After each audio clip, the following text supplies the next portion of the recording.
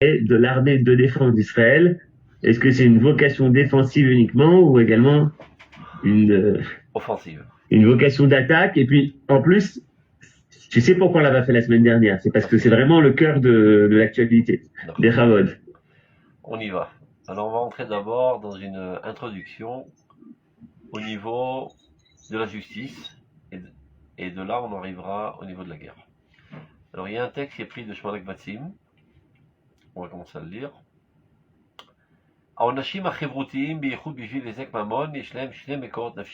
C'est-à-dire, toutes les punitions, on va dire, sociales concernant les dégâts financiers qui ont été faits les uns vers les autres, ben il s'avère qu'ils ont deux sources.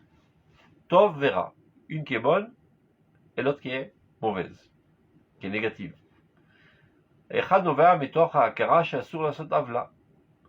Alors la bonne, c'est celle qui découle du fait qu'il est interdit de faire le mal.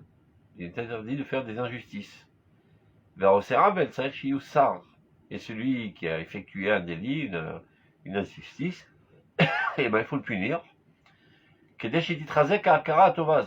Pour renforcer cette conscience de l'importance de faire le bien. Donc elle a un rôle éducatif. Vercheni, par contre, il y a une autre source, un autre facteur qui amène à édifier des systèmes juridiques. Bamitor tsarutarim. En fait, ça provient d'une mesquinerie. C'est-à-dire, en aucun cas, je me permettrai à une autre personne à toucher à mes biens. Olingua mesheli.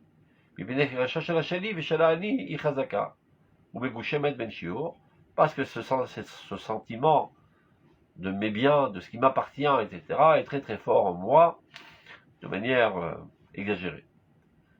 Maintenant. Et donc celui qui a osé à toucher à mes biens, si ça n'en tenait qu'à moi, je devrais lui démonter la mâchoire.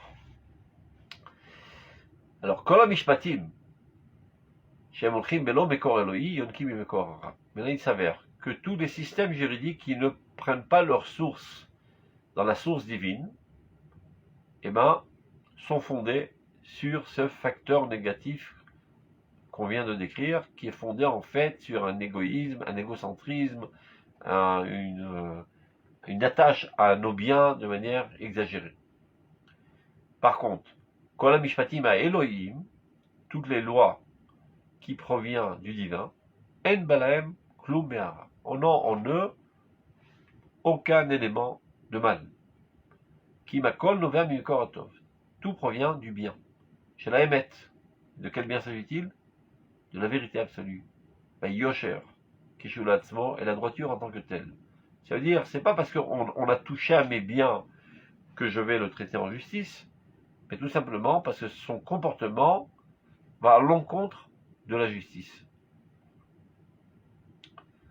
Et bien là, comme dans toute chose, les branches sont en relation avec la source, avec la racine.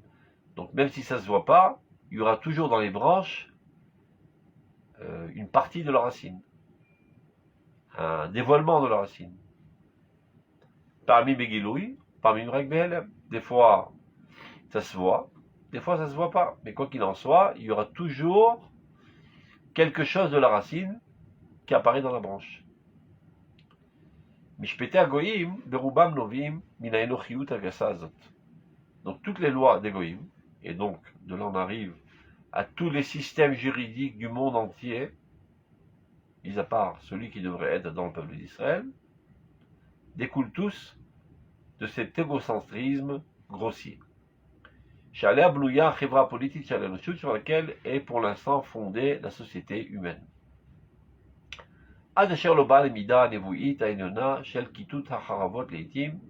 Jusqu'à qu'on en arrive à la concrétisation de la prophétie qui prévoit qu'à la fin des temps, on annulera toutes les armes.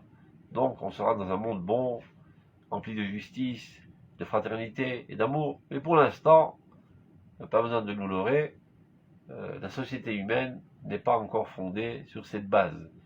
Et donc, en conséquence, les systèmes juridiques qui viennent exprimer plus ou moins la philosophie de chaque nation, la manière de voir, la manière de concevoir, les objectifs de chaque nation, eh ben, elles ne sont fondées, tous ces systèmes juridiques, que sur un égocentrisme. C'est-à-dire, en quelque sorte, la société doit vivre de manière paisible, afin qu'elle soit fonctionnelle. Dès qu'il y a un trouble fait, qui a osé à toucher à mes biens, ça m'exaspère. Donc si ça n'entraînait qu'à moi, comme j'ai dit tout à l'heure, je lui ai montré la mâchoire, mais c'est pas réalisable parce que ça va mener à une certaine anarchie. Donc la société paye des mercenaires pour casser la figure aux enquiquineurs. C'est qui ces mercenaires? C'est les juges et les flics. Quand derrière cela, il n'y a aucune vocation éducative d'amener ce délinquant à un comportement moral, ou bien même une inspiration quelconque à élever la société, de manière générale, et à plus forte raison la société humaine, à un niveau de moralité, c'est pas ce qui nous intéresse. La seule chose qui nous intéresse, qu'on ne touche pas à mes biens, moi, en tant qu'individu dans la société. Par contre, voyons quelle est l'approche du peuple d'Israël. Et conséquemment à cela, on en arrivera aussi aux guerres d'Israël. Achatim milchemet Hashem shel Israël. La guerre d'Israël dans ce monde, car le peuple d'Israël est en combat constant, voilà déjà quelques millénaires. Quel est le combat? Quelle est la guerre du peuple d'Israël? Chez Yesoda, le fondement de ce combat, de cette guerre, Urak Akbarata chez la Hora Elohit. C'est le renforcement de la lumière divine dans ce monde, ce qui veut dire l'établissement de la justice divine dans ce monde. Adoresh et descend de Mishpat, pour que cette lumière divine puisse apparaître, évidemment, cela nécessite de fonder la société sur la justice. Mimekorato, mais dans sa source bonne. Non pas une source, comme on a vu précédemment, fondée sur un égoïsme, un égocentrisme, mais sur une volonté sincère d'éduquer l'humanité et de l'élever du point de vue moral. ובכל מקום שאתה מוצא agoriot shel goyim, c'est à chaque fois que tu vois un tribunal, goy, afalpi shedinam kedin Israël, combien même parfois de manière accidentelle, hasardeuse, il pourrait arriver que le verdict soit identique au verdict d'un tribunal rabbinique. Par exemple, il y a eu, je sais pas, un conflit entre monsieur Reuven et monsieur Shimon. S'ils iront chez le tribunal rabbinique, ils leur diront, voilà, monsieur Shimon, vous devez payer 100 shekels à monsieur Reuven. Il a pris conseil avec un Dayan, il lui dit, de toute façon, ça sera le verdict. Alors quelqu'un pourrait se dire, à quoi bon aller jusqu'à Jérusalem, à un tribunal rabbinique? J'ai là, en bas de chez moi, à la maison, j'habite Tel Aviv, en bas de chez moi, eh ben, là-bas, il y a un tribunal laïque, et je prends conseil avec un avocat, il me dira, ben c'est pareil, il te dira de payer 100 shekels. Alors pour aller jusqu'à Jérusalem, je peux aller me faire juger en bas, là, près de la maison. La lacha, il dit, Asor ladun bifnehem. Il est interdit d'aller se faire juger devant eux. Alors que du point de vue pragmatique, on ne voit pas tellement la différence, puisque finalement on en arrive à la même solution. Chez Nehemar, comme il est dit dans le verset, Ve'ele amishpatim asher tasim lifnehem, voilà les lois que tu déposeras devant eux. C'est comme ça que Dieu s'adresse à Moshe Rabbeinu. Lifnehem velo lifne goyim. Devant eux et non pas devant les goyim. Pourquoi? Pourquoi c'est tellement grave? A priori, tout le rôle de la justice, c'est de solutionner les conflits pour qu'on puisse se remettre au boulot sans trop de problèmes. Et ben voilà, on a atteint notre objectif. Eh ben non. Car la source sur laquelle est fondée, la source, ça veut dire, on va dire, la conception idéologique sur laquelle est fondée pour l'instant la société humaine, Amefouré d'être les Léoumim, qui est totalement disloquée en nations, qui sont en train de, pour l'instant, de s'escarmoucher les unes les autres. Donc j'enlève ça pour pas que ça nous dérange. Voilà. Lochamim zebeze belorachamim, qui n'arrêtent de faire la guerre les uns contre les autres sans aucune pitié. Vous voyez par exemple ce qui se passe pas loin de chez nous en Syrie, ou pas loin de chez nous en Russie, etc. Et voilà que le monstre de la bête humaine apparaît dans toute sa mocheté, et on assassine à tort et à travers des centaines de milliers de personnes. Pour l'instant, malheureusement, telle est la situation catastrophique de la société humaine. Pour l'instant, l'humanité encore prend sa source, est alimentée de cette source de méchanceté, de cruauté. Et donc, même le système, entre guillemets, juridique, qui devrait établir la justice, leur objectif n'est pas de faire la guerre contre l'injustice. C'est pas ce qui les intéresse, bichlal, en aucun cas. C'est pas que par idéal, ils voudraient que la justice soit instaurée dans la société humaine. Et là, mais un riche tout provient d'une tendance négative. Vetsarut aïn. Et même plus, d'une mesquinerie. Contre cet homme qui n'est pas le propriétaire de ses biens, qui a osé avec effronterie à toucher à mes biens. Maintenant, même si parfois, de manière totalement hasardeuse, il pourrait arriver qu'il y ait une ressemblance dans les verdicts.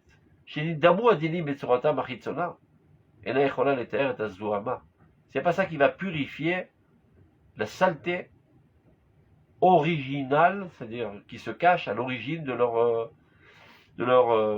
ce qu'ils proposent.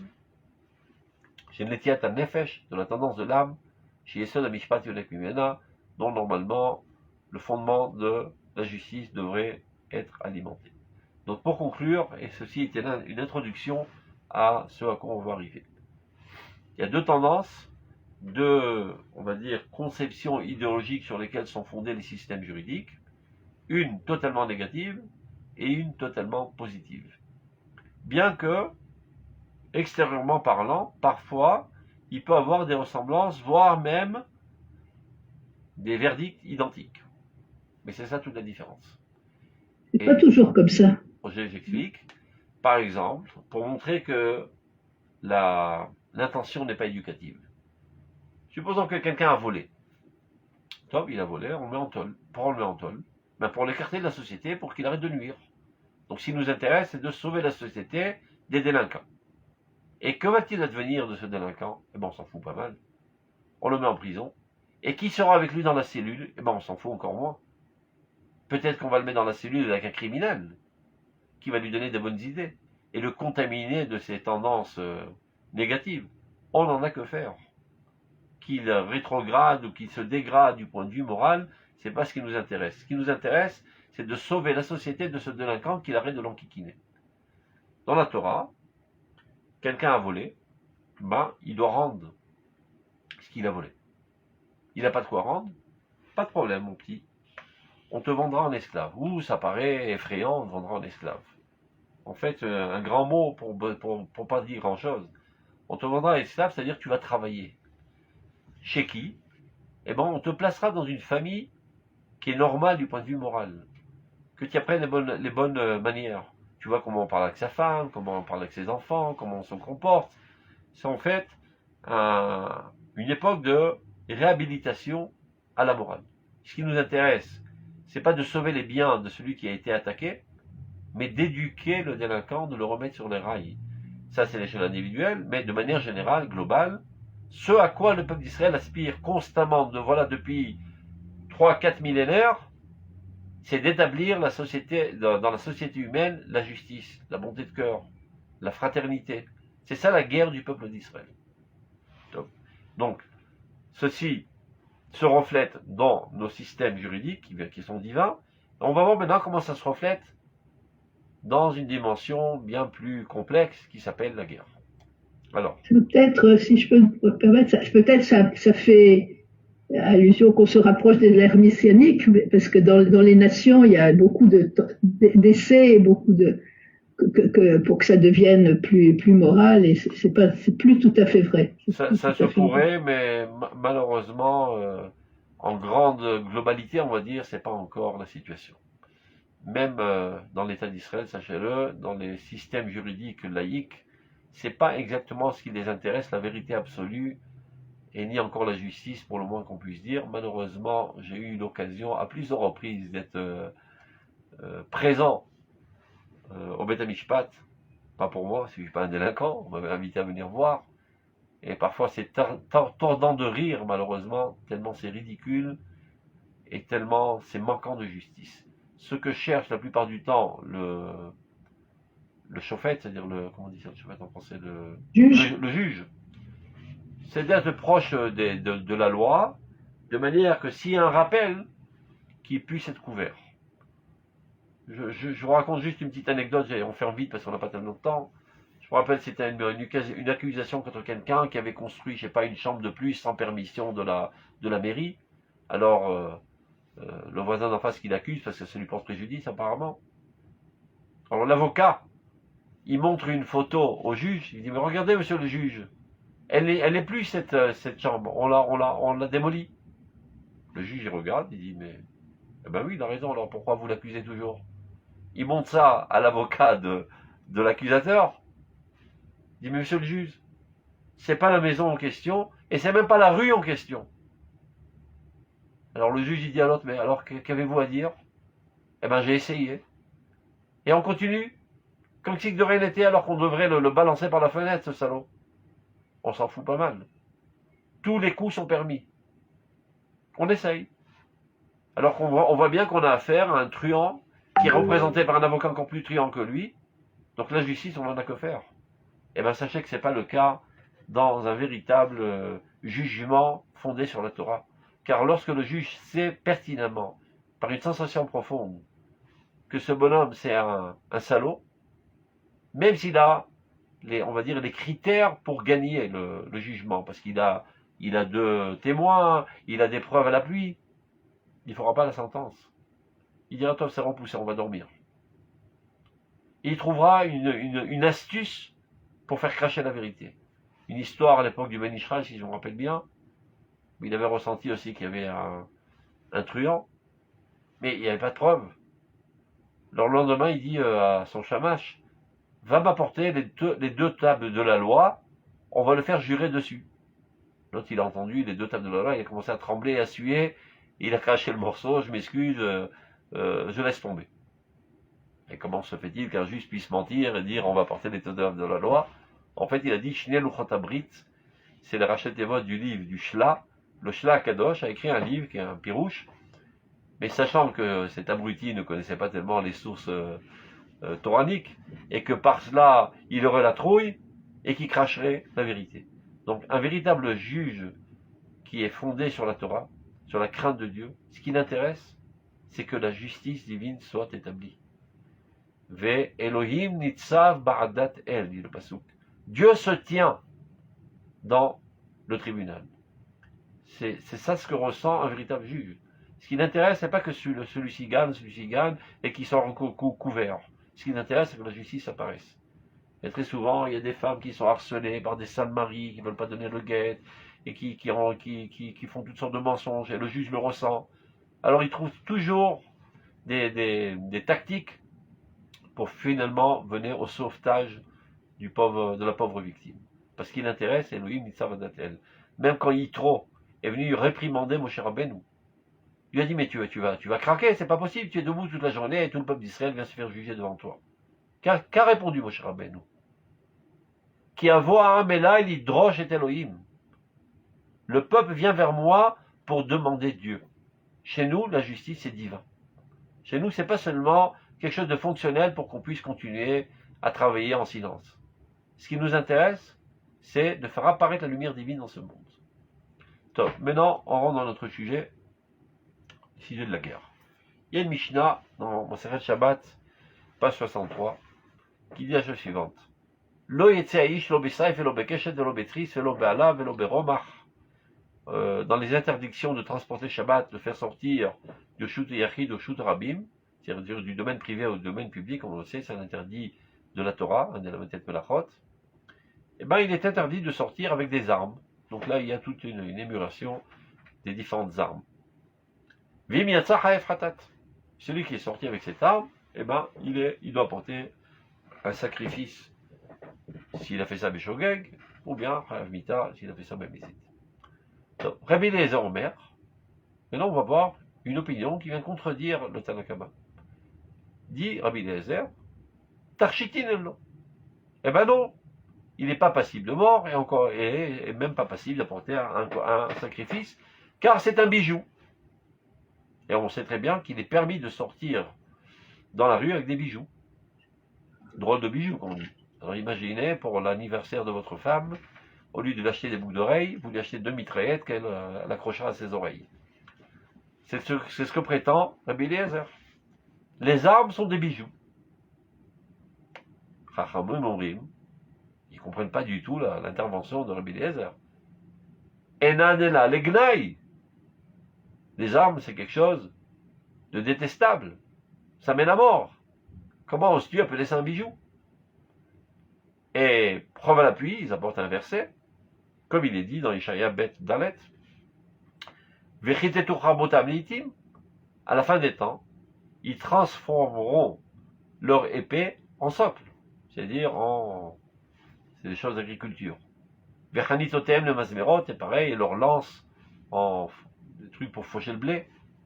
Donc on voit bien que l'objectif final est d'abolir totalement le système de la guerre et d'arriver à être tous pacifiques, et à tel point qu'on n'a plus besoin d'armes et on se servira de cette ferraille pour faire des ustensiles agricoles. Donc comment oses-tu dire que c'est un bijou?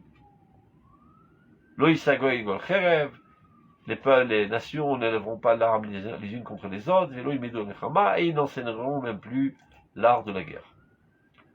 Donc ça remet en question l'opinion de Rabbi Eliezer. Voyons ce que dit la Gemara. Tanya, Amroulo la Rabbi Eliezer, ils ont objecté à Rabbi Eliezer. Si toi tu prétends que les armes sont des bijoux et de ce fait même il est permis de sortir armé dans le domaine public, évidemment on ne parle pas dans une situation dans laquelle il y a un danger imminent, alors là c'est évidemment qu'il est permis de sortir avec son arme.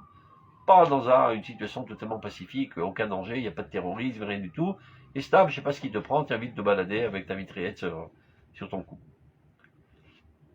Alors il lui dit, si tu prétends que ce sont des bijoux, alors pourquoi à l'époque messianique les armes seront abolies? Si c'est un bijou, donc c'est quelque chose de bien, c'est quelque chose de positif. Alors pourquoi dans l'époque la meilleure du peuple d'Israël, les armes seront abolies? Au contraire, on devrait les mettre en piédestal si c'est quelque chose de positif. Alors il rétorque, Rabbi Eliezer, les fiches Tzrichim. On continue, je vais terminer en bas parce qu'on n'a pas tellement de temps. On va regarder la dernière ligne. Une autre réponse. La même question. Je ne suis pas d'accord avec votre opinion. Selon mon opinion, même à l'époque messianique, les armes ne seront pas annulées. Il y aura aussi des armes et il y aura aussi de la guerre à l'époque messianique.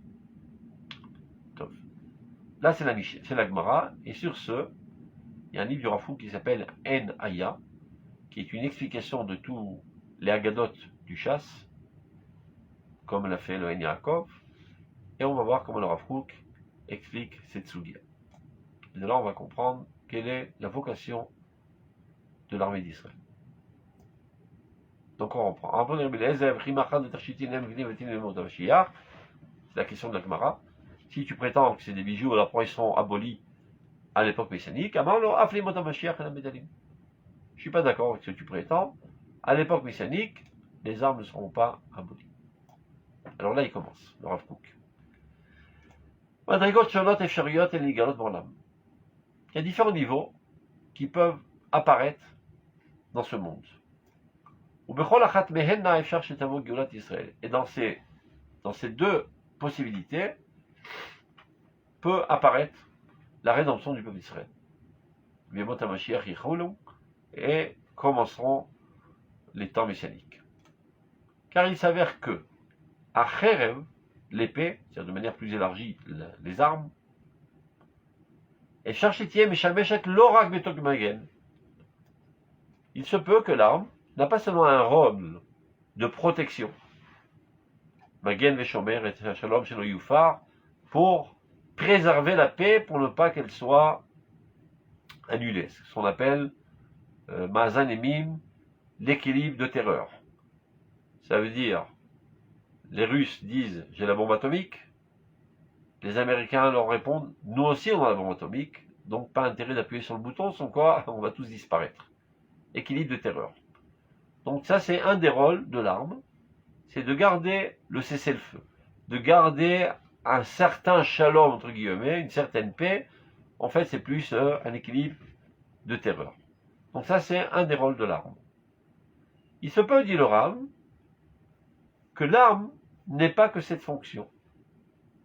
Ki'im, mais encore, yela tafkid levarer kotzim lachni haritzim, qu'elle ait un rôle actif de brûler les épines et de soumettre les tyrans. C'est-à-dire, je ne suis pas à la défensive, comme s'appelle aujourd'hui l'armée d'Israël, l'armée de défense d'Israël. C'est-à-dire, moi, je reste silencieux dans mon coin, tant qu'on ne m'enquiquine pas, eh ben, mon armée, elle est dans un état latent. Dit le Rav, il se peut que l'armée ait un autre rôle, de prendre les devants et d'aller dans les contrées les plus lointaines du globe terrestre, c'est-à-dire ça n'a aucun rapport avec la sécurité du peuple d'Israël, pour brûler les épines et soumettre les tyrannies. Éradiquer les tyrannies du monde. N'oubliez pas ce qu'on a appris quant au jugement. Et ce qui nous intéresse, c'est de sauver l'individu de son agresseur, ou bien d'élever le niveau de lumière divine dans ce monde, qui veut dire renforcer la morale dans le monde, établir la justice et la bonté dans la société humaine. Telle est la guerre d'Israël, voilà déjà des millénaires. Au Mikol Makom, chez ta voix Achar, quand viendra le temps? N'oubliez pas que ce texte a été écrit il y a environ 120 ans.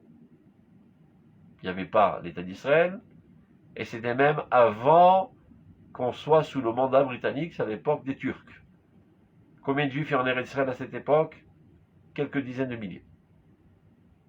Ni souveraineté, ni force juive, ni armes juives, rien. Un petit peu la brigade juive qui avait commencé, etc. Mais ça pourrait paraître une utopie totale à l'époque où le Rav Kook écrit ce texte. Regardez. Keshetavo Achar, quand viendra le temps? Que le peuple d'Israël arrivera à son repos et à son héritage, c'est-à-dire sur sa terre, dans sa paisibilité. Fini l'exil, fini les souffrances de l'exil, fini les pogroms, fini les poursuites, on revient finalement dans notre paisibilité normale. La main de Dieu se reposera sur lui, avec tendresse, pour le protéger. Vingam ba'atid. Et si, dans le futur, Asher Knesset Israël tashuv legdulata, dans laquelle le peuple d'Israël reviendra à sa grandeur. Après 2000 ans d'exil, on a été totalement brisé, éparpillé, frustré, annulé. On reviendra à notre grandeur. Il se peut très bien, dit le Rav, il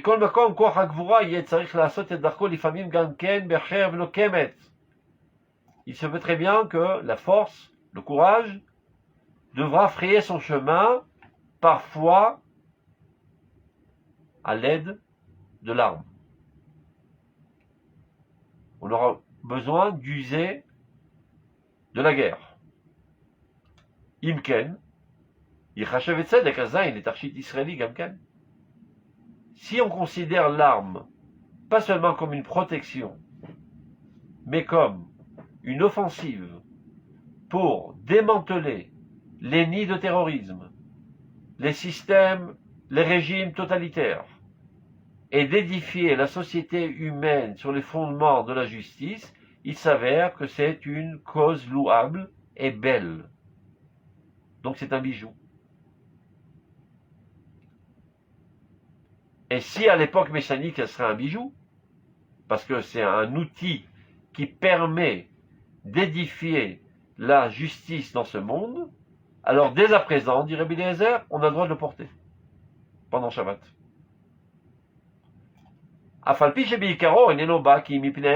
Bien que, bien entendu, dans sa définition même, l'arme n'est pas un idéal, c'est un besoin, parce qu'on a affaire à des loups, parce qu'on a affaire à des salauds, sans quoi les belles paroles elles-mêmes pourraient suffire pour convaincre les bonnes âmes à se comporter comme il le faut. Mais essayer de convaincre Hitler de se comporter comme il faut avec des belles paroles, ou bien de convaincre le Hamas, ou bien de convaincre la Russie, vous pensez vraiment que ces beaux salauds vont être intimidés par un sermon moral? Ils ne comprennent que le langage de la force. Donc bien que c'est a posteriori là, mais malgré tout, parfois c'est un moyen qui est au service de la morale. Et donc si elle est au service de la morale, la morale est un dévoilement de la lumière divine dans ce monde, alors l'arme peut être considérée comme un bijou. Shilad Atarchit, quand est-ce qu'on fait la négation totale de l'arme et qu'on ne peut pas la considérer comme un bijou?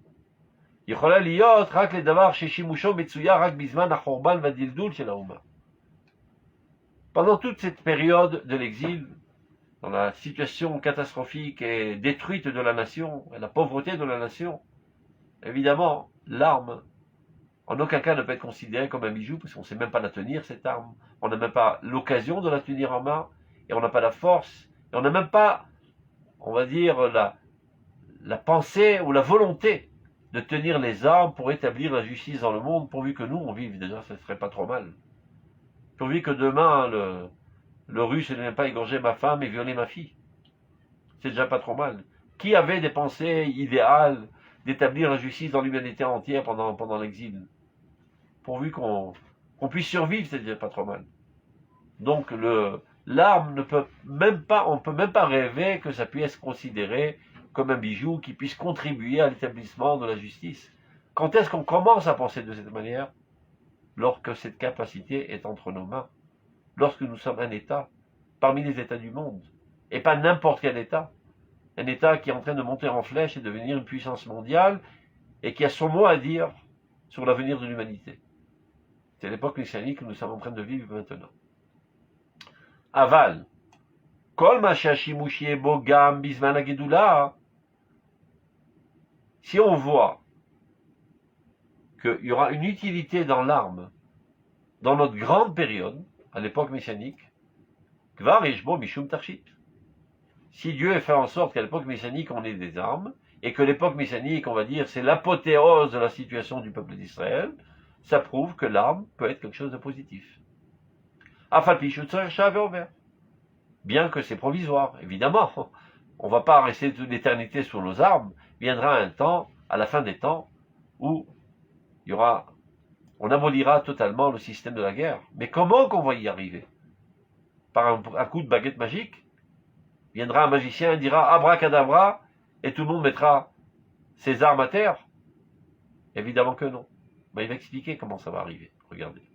Maintenant, on voit une prédiction, voire entre guillemets, une prophétie du Rav Kook. Nirim advarim. A priori, c'est comme ça que ça va se dérouler. Shalpi alashon acharon azé, selon ce qu'on vient de voir à la fin de la Gemara. Enanu liskakim lomar shirak letarchitin be'alma yuk le'azain. C'est pas seulement un bijou, stam, parce que on a envie de dire que c'est un bijou, mais il explique pourquoi. Et là, chez Israël et en Sechaï, viendra un temps où le peuple d'Israël fera la guerre. Il faut savoir que c'est un honneur de faire la guerre. À Auschwitz, on n'a pas fait la guerre. On se faisait égorger. On se faisait brûler. On n'était pas à même de penser qu'on puisse être capable de faire la guerre. Le fait qu'on fasse la guerre, c'est une situation grandiose. psychologique pour le peuple d'Israël. Une confiance en soi. Une légitimité de notre existence. Lorsque le Rav Kook écrit Céline, la conscience collective du peuple d'Israël est très très loin de cela encore. Viendra un jour où le peuple d'Israël fera la guerre. À cette époque où encore l'humanité entière sera recouverte de ténèbres, du point de vue de sa situation morale. Et toutes les injustices et les crapuleries, etc., n'auront pas encore disparu du monde. Yavo Israël, viendra le peuple d'Israël, Imluchato, dans sa situation de paisibilité sur sa terre, Kedel Avol Megamad Panav, pour réaliser son objectif, son idéal, Vichiyuto, Amechouvelet Be'artso Mamlarto, et sa vie, qui est orientée sur sa terre et sa souveraineté, Vimirashu Hamon Goyim, et si pas mal de peuples vont commencer à bourdonner, la Kumala Vodapam, pour s'élever encore à nouveau contre lui, pour l'exterminer.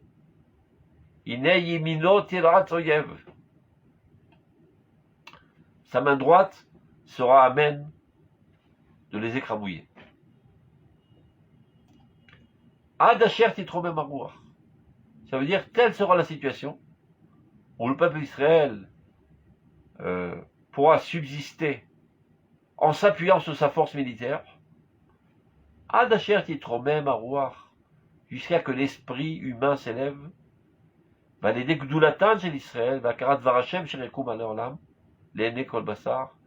Et alors l'humanité reconnaîtra la grandeur du peuple d'Israël, la divinité qui se trouve en eux, aux yeux de tous. À ce peuple qu'il s'est choisi comme héritage, comme porte-parole. Et alors, à cette époque lointaine, tant attendue, s'élèvera la valeur de la morale, Ve'atzedek et de la justice, Mitzadakara Sharuchniut et Elena, fondée sur une prise de conscience que la spiritualité la plus suprême, Yatakifa Meakol, est aussi la plus rigoureuse, la plus vigoureuse. Jamais l'humanité ne sera convaincue de la légitimité de la morale avant qu'elle soit convaincue par le biais de la force.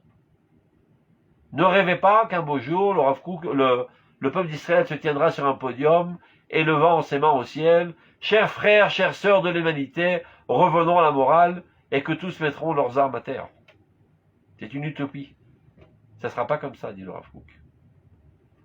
Lorsque le peuple d'Israël sera une puissance mondiale, du point de vue militaire, ce n'est qu'alors que la morale sera audible. Parce qu'elle sera dite par un peuple fort. Faire la morale quand il y a un pauvre malheureux, c'est pas convaincant. Quand tu fais la queue pour entrer au champ bagages de Auschwitz, et que tu fais un discours de morale et d'humanité, ça les convainc pas. Évidemment, tu es un pauvre type. C'est ton seul moyen de te sortir de la galère. Je voudrais bien te voir, toi, te tenir à la tête d'une puissance mondiale, économique, militaire. Eh bien, tu te comporteras exactement comme nous, comme des brutes. Quand est-ce qu'on peut contrecarrer cet argument? Seulement lorsque nous, on se tient à la tête d'une puissance militaire, économique, scientifique, technologique, etc., et qu'on ne se sert pas de notre force pour opprimer les faibles, mais au contraire, pour établir la justice, alors seulement ce discours a des chances d'être audible. Donc, l'armement est un outil aux mains de la morale.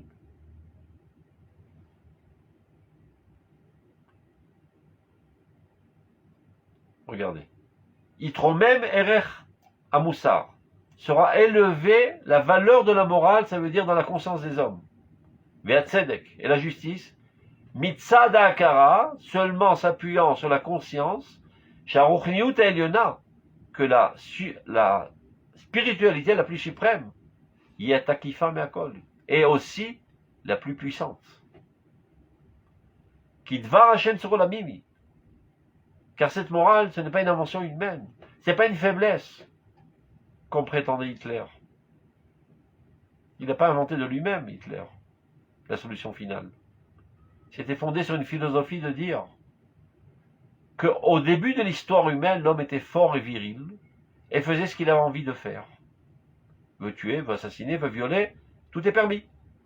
Et malheureusement, il y a un microbe qui s'est propagé dans l'humanité qui raffaiblit le genre humain.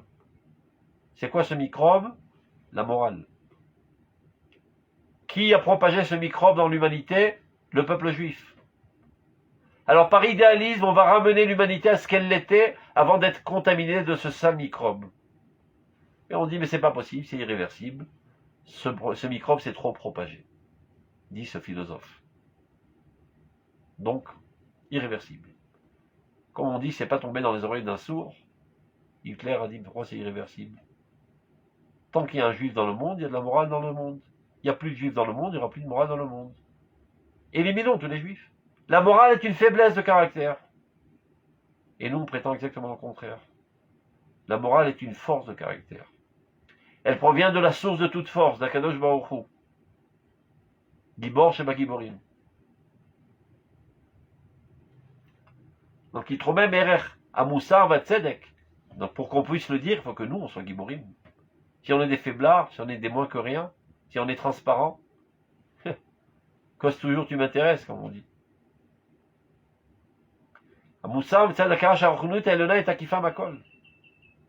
Que la morale est la plus puissante aussi. Kidvar Hashem Tsurolamimi. Elle provient de la parole de Dieu qui est le créateur de tous les mondes. Az, seulement alors, Terda Lacher Vinaharet sera abolie l'arme du monde. Quand est-ce qu'on en arrivera au désarmement mondial? C'est pas en faisant des sermons à l'église, ni encore à la synagogue. Mais Vaklé Acherev, ceux qui vont annuler l'armement dans le monde, Béné Israël, le peuple d'Israël va annuler l'armement dans le monde, doivent d'abord et avant tout être sans d'une arme. Porter l'arme la plus forte dans le monde. Détenir en main l'armement le plus puissant du monde et l'armée la plus sophistiquée du monde et la plus entraînée du monde. En d'autres termes, la puissance militaire mondiale.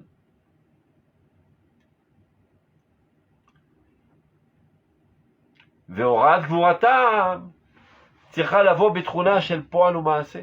démonstration de leur force doit venir et être mise à l'œuvre dans le monde de l'action. Il ne suffit pas de dire, faire des beaux discours, nous sommes les détenteurs de la morale absolue, nous avons la force. On a bien envie de vous voir à l'œuvre. Eh bien, ils nous ont vus à l'œuvre. Ça fait 75 ans qu'ils nous voient à l'œuvre. Ça fait 75 ans que tous les pays arabes essaient de nous détruire, encouragés, soutenus par pas mal de crapules qui se prétendent être nos amis, qui haïssent notre existence. On est comme un os dans la gorge, qui dérange la civilisation actuelle fondée sur la malhonnêteté, sur la jalousie, sur l'hypocrisie. Et le peuple d'Israël vient pour rétablir la vérité et l'honnêteté et la justice dans le monde. Ça dérange pas mal de conscience. Et c'était même une audace de la part du peuple d'Israël. Après qu'on ait réussi à l'exterminer et l'enterrer profondément sous terre, voilà que ce mort se relève de sa tombe, se redresse et commence à donner même la direction de l'histoire humaine. Quelle audace! Alors, essayons de le renforcer sous terre. Mais ils ne réussissent pas. Ils ont essayé à plusieurs reprises et maintenant ils sont convaincus qu'ils sont plus capables. Qu'est-ce qu'ils attendent, tous nos ennemis, pour déclarer la guerre et nous exterminer? Il y a pas mal de pays arabes autour de nous, soutenus par la chrétienté, qui sont les pires de nos ennemis. Mais ils ont essayé, ils n'ont pas réussi. Alors on fait un combat de lâches.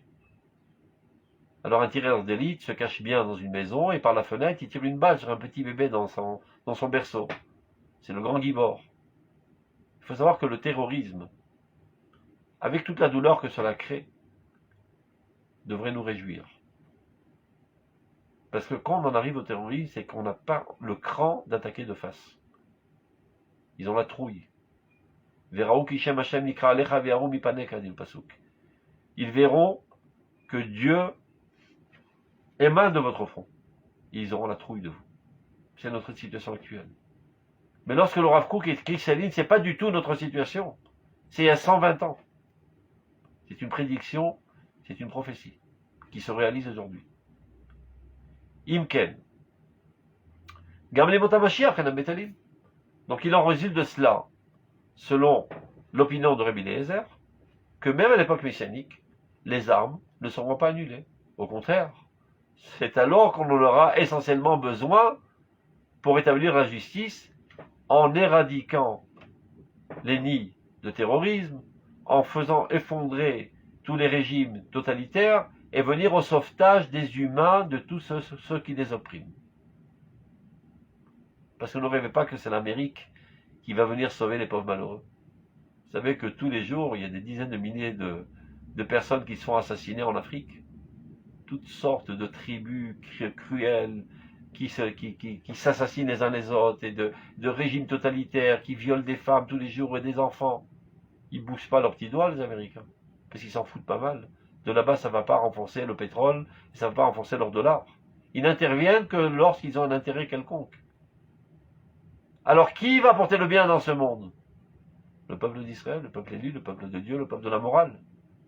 Donc, on est encore dans nos couches, dans nos premiers pas de notre résurrection, mais il faut savoir que telle est la vocation de l'État d'Israël. Yemin Hashem, on continue. Donc, pour que la nation d'Israël soit à même d'annuler l'arme, ceci ne se fera pas seulement par un caractère noble et spirituel en faisant des beaux sermons et des beaux discours de morale. Ça aussi c'est important. Il faut aussi une explication, une conviction. Mais pas ça seulement. Qui est gam, mais encore avec Koach HaGvura Va'oz, la force du courage et la puissance à Mitlaver Ima qui vient s'accompagner à toute cette démarche spirituelle et morale. Yemin Hashem Romema, Yemin Hashem Osachaim. Et on est toujours à l'image de Dieu. À propos de Dieu, il est dit, la droite de Dieu est élevée, et la droite de Dieu fait la guerre. Et bien nous aussi, nous devons être élevés, admirés par les nations. Les nations, ils n'admirent pas la morale, ils admirent la force. Ils admirent la force économique, ils admirent la force technologique, ils admirent la force militaire. Donc pour qu'on puisse avoir une influence quelconque sur les nations du monde, il faut d'abord avant tout qu'on soit admiré selon leurs valeurs à eux. Mais la différence est que nous, on ne se sert pas de ces moyens pour opprimer les faibles, mais au contraire pour venir à la défense des opprimés.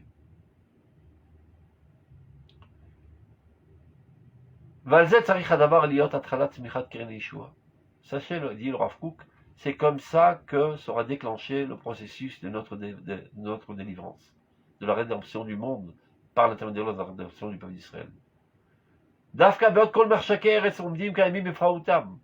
Alors que les ténèbres encore auront une emprise sur l'humanité entière. Car la lumière parfaite n'apparaîtra que par la lumière d'Israël, avec Doulatam, Befoal, et leur grandeur de fait. Pas faire des beaux discours, nous sommes courageux, nous sommes forts, ça c'est pas convaincant. Il faut montrer sur le terrain que quoi qu'il arrive, nous sommes toujours capables de renforcer la situation et de la gagner la guerre. Ce n'est qu'alors qu'ils seront convaincus de notre force militaire et qu'ils seront audibles à notre message moral. Donc, maintenant on va voir, pour conclure, comment ceci s'arrange avec les prophéties. Parce que la prophétie qu'on connaît tous, c'est dans l'Haftara qu'on lit en Chutz Laaretz le 8e jour de Pessah.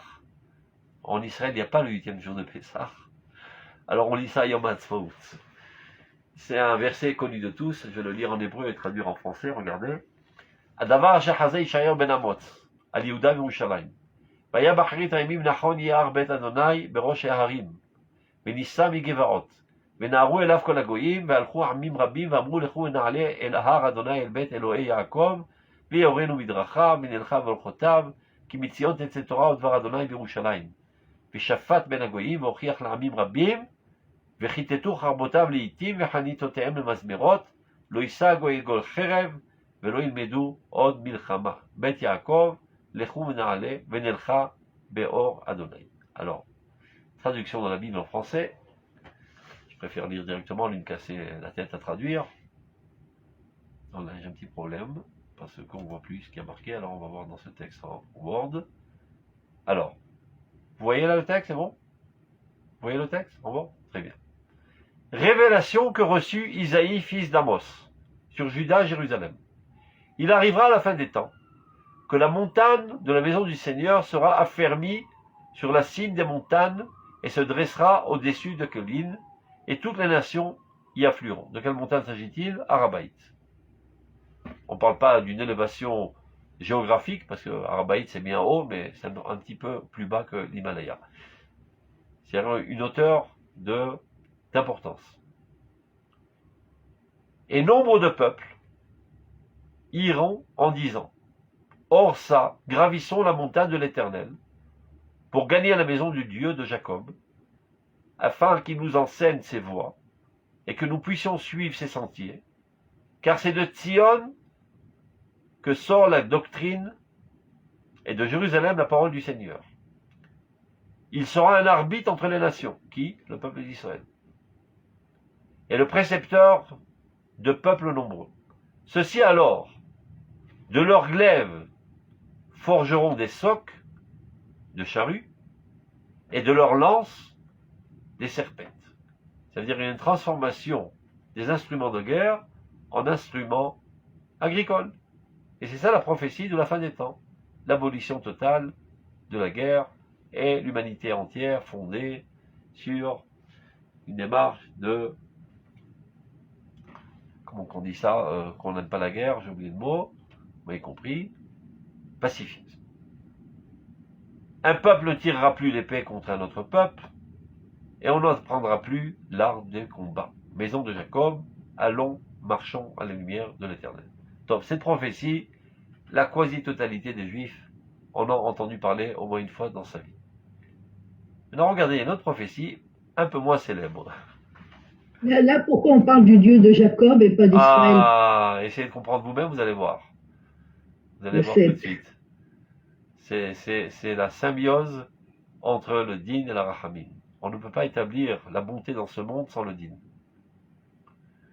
Il y a des rêveurs qui pensent qu'on peut établir la société humaine sur le chesed, c'est le christianisme. Et ça a mené à verser le sang à travers. On connaît bien leur bonté de cœur. Le chesed doit être limité par le din. On ne peut pas fonder l'humanité que sur la bonté de cœur. Il faut aussi qu'il y ait un mishpat qui a causé un tort, qui a démonté la voiture de ton prochain par un accident. Ben, il faut que tu payes. Tu ne peux pas lui dire embrassez-vous les uns les autres et pensez au Messie. C'est Yitzhak plus que Jacob alors. Non, il faut les deux ensemble. Le din tout seul, ça amène aussi à l'agressivité. D'ailleurs, dit le Maharal, l'extrémisme du chesed, qui est Abraham, c'est de dire que peu importe, on s'aime tous, donc peu importe à qui appartiennent les biens, on en arrive au vol.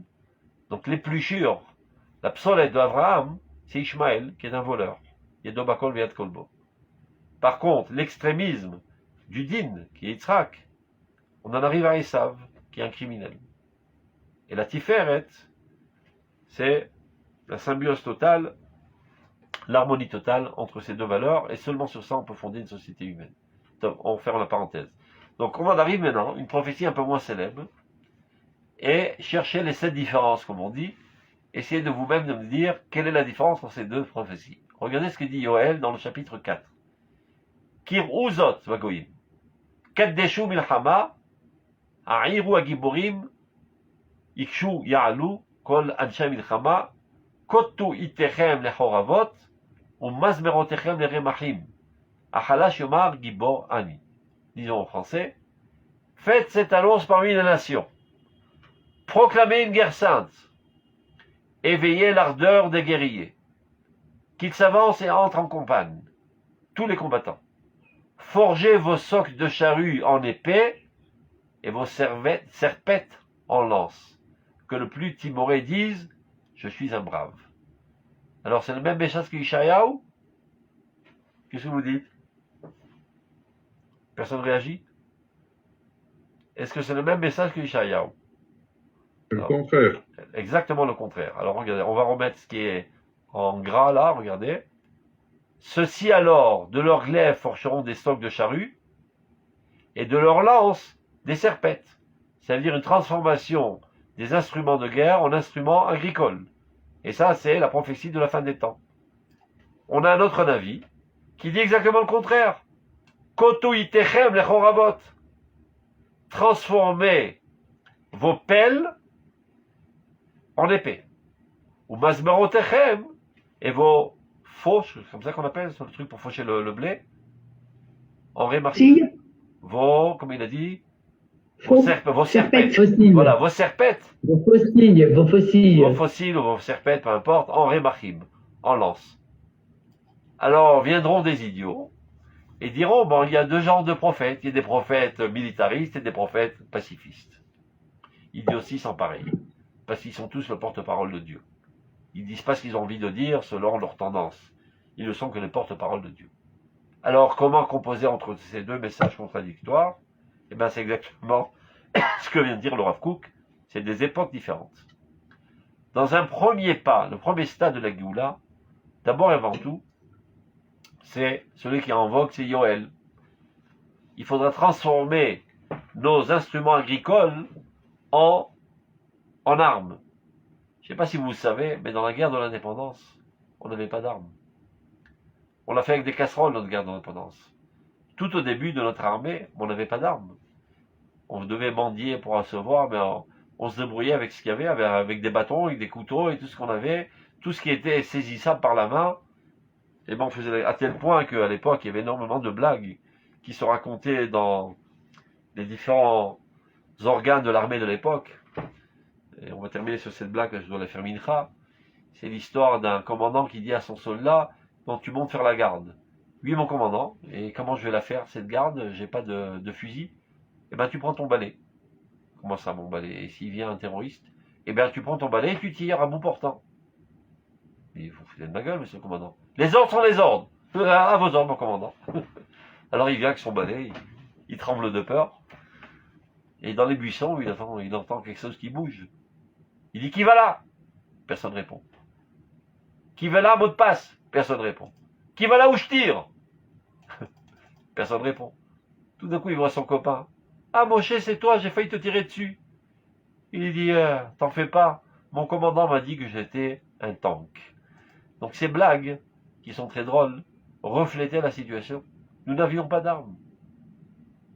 Et on a fait toutes sortes de stratégies. On a même dessiné des avions par terre et les ennemis qui survolaient pensaient qu'on avait toute une aviation très sophistiquée.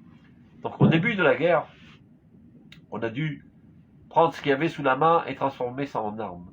Mais petit à petit, on devient l'armée la plus sophistiquée du monde. Et seulement alors, lorsqu'on sera une puissance mondiale, on pourra concrétiser et réaliser la prophétie de Ishaïaou, ou d'amener l'humanité entière à transformer leurs armes en instruments agricoles.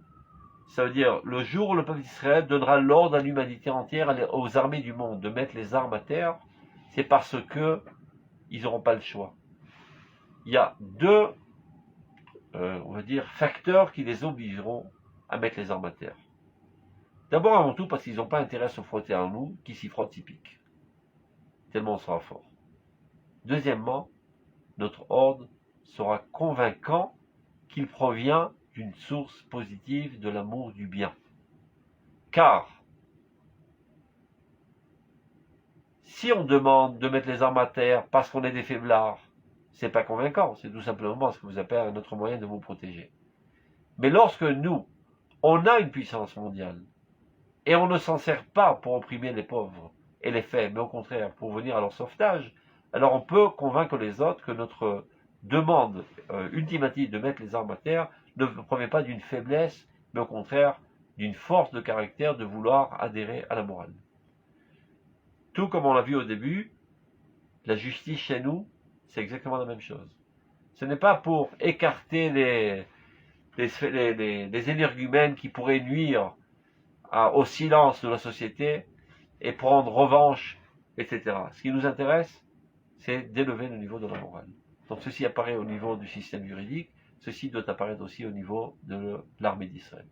Pour l'instant où on en est, on s'appelle Tzahal, Tzva Hagana d'Israël.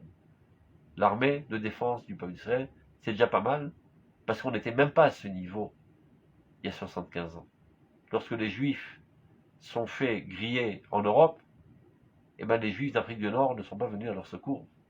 Et en Afrique du Nord même, lorsque les Juifs d'Algérie se sont fait égorger par les Arabes, ni les Juifs de Tunisie ni du Maroc ne sont venus à leur secours. On n'avait même pas un amour propre de nous aimer, de venir au secours de nos frères. Aujourd'hui, Baruch Hashem, tout individu juif qui vit en Eretz Israël a en lui cette disposition, à tout instant, de sacrifier sa vie pour venir au secours des Juifs. Et donc, l'armée d'Israël aujourd'hui, elle reflète notre situation spirituelle. On est au niveau de Ahavat Israël. On aime le peuple d'Israël au prix même de notre vie. Mais on doit gravir un échelon. Ahavat Adam, l'amour de l'humanité entière. Cette volonté profonde d'amener l'humanité entière à la connaissance de Dieu, ça veut dire d'établir les sociétés humaines sur le fondement de la justice divine. Et pour ce, il ne suffira plus d'être Tzahal, Tzva Hagana d'Israël, mais Tzva Atkafa d'Israël.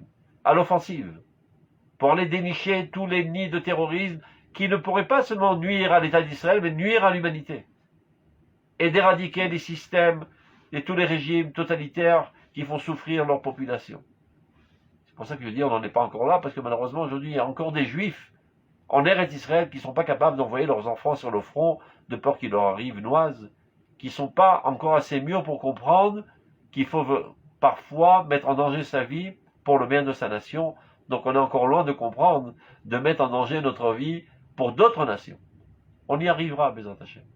Mais si on ne le dit pas, on n'y arrivera jamais. Tout commence d'abord par l'étude, par la compréhension, par la conviction, et après ça se reflètera et ça se propagera dans toute la société. Après ça ira une expression politique, et après ça sera des faits réels dans notre existence quotidienne. Alors on sera Tzva Hashem le Israël, l'amour de l'armée de Dieu dans ce monde, qui vient établir la lumière de Dieu dans ce monde. Ba'agala ou Bisman Karib. Je suis pressé de partir, vous m'excusez. Amen, amen. Amen. Shalom, shalom. Shalom, merci Rav. Merci beaucoup. Merci Rav. Shalom, shalom. Portez-vous bien. Shalom.